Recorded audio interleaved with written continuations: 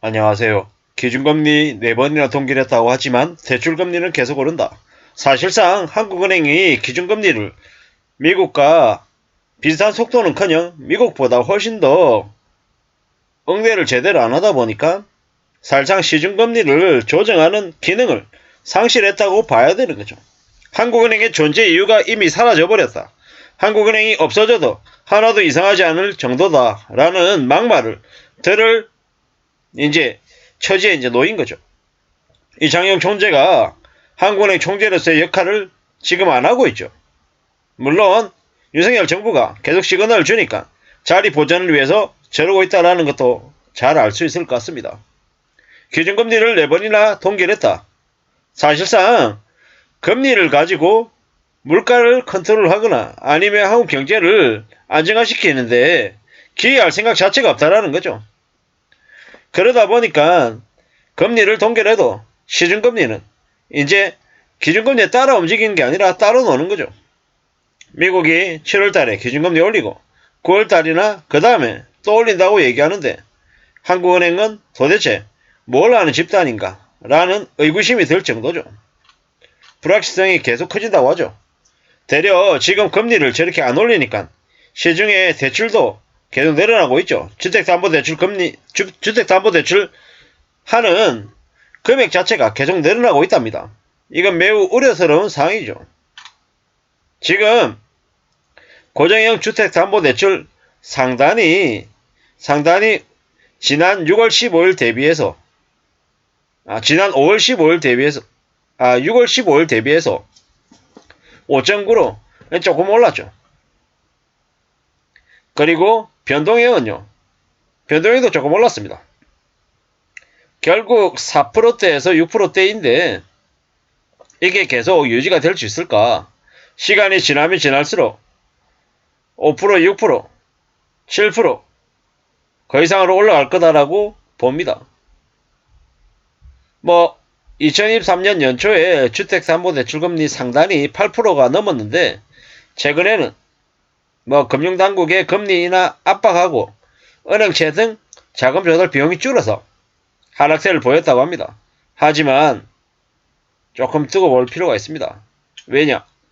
은행들이 자금 조달을 위한 채권 발행을 늘릴 것이기 때문입니다.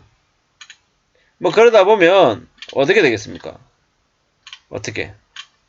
이제 점점 힘들어지는 거죠. 미국이 이제 기준금리를 0.25% 올릴 텐데 어떻게 되려고 이러는 걸까요? 미국이 올해 5.75까지 올리고 내년 하반기나 되어서 한 1% 정도 내릴 거라고 한다는데 괜찮을까요? 안 괜찮을 것 같은 거죠. 새마을금고 사태 때문에 뱅크런 어쩌고 저쩌고 좀 말이 많았죠. 그 다음이 뭐겠습니까? 그 다음 저축은행. 그 다음에 증권사도 이제 뒤집어지겠죠. 왜 뒤집어지겠습니까? 연체가 심해지니까요. 감당이 안 될 거다라는 거죠. 2023년 하반기에 한국은행의 기준금리가 내려갈 것처럼 이렇게 떠들어대는 이들이 많습니다. 근데 절대로 착각하면 안 됩니다. 지금 한국은 미국하고 비교해서 금리를 낮출 여력이 있습니까? 없습니까? 없습니다. 지금은 택도 없는 소리 하지 말라고 해야 됩니다. 지금 그랬다가는 이제 난리가 나는 거죠. 미치는 겁니다.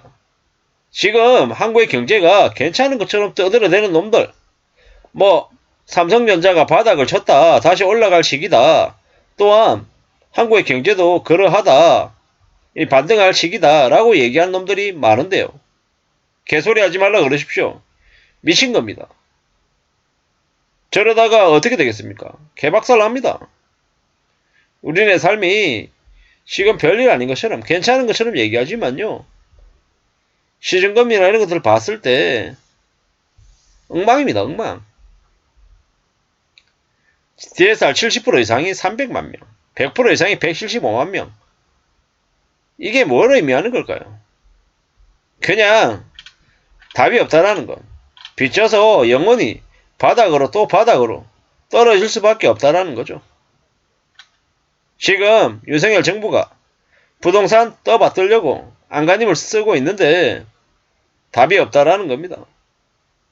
이제 더 충격적인 일을 겪게 될 겁니다.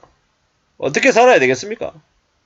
대출금리 오른다는데 뭐 저 정도 대출금리는 감당할 수 있다라고 지금도 개소리 하는데요. 갭투기, 영끌, 뭐 코인 이렇게 한 놈들이 다 이제 내몰릴 겁니다. 앞으로 정부가 재정지출 계속 늘리면 국고 받아놔서 국채 발행도 해야 되고 은행은 은행대로 은행채 발행해야 되고 사줄 사람들 없으면 또 이제 금리 올라가고 난리입니다. 그동안 계속 올랐어야 될 기준금리가 인위적으로 동결됐는데 뭐 또 내린다고요? 정신이 나간 거죠. 정신이 나간 겁니다.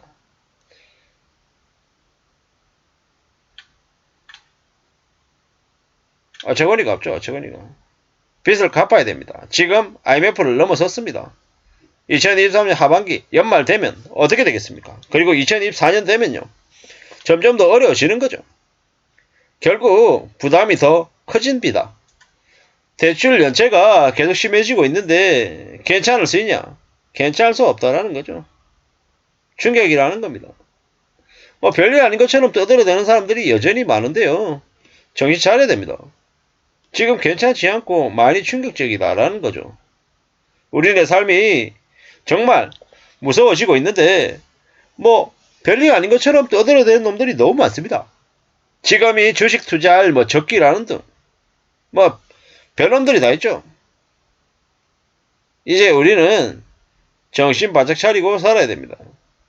더 조심하고 더 염려하면서 살 수밖에 없다라는 겁니다. 그게 아니고서는 언제 어떻게 인생이 엉망이 될 수도 있다라는 걸 명심해야 됩니다. 이제 한국하고 미국의 기준금리 격차가 사상 처음으로 2%가 벌어진다는데 괜찮을까? 괜찮지 않죠. 난리죠. 이게 점점 더 큰 충격을 겪게 될 겁니다.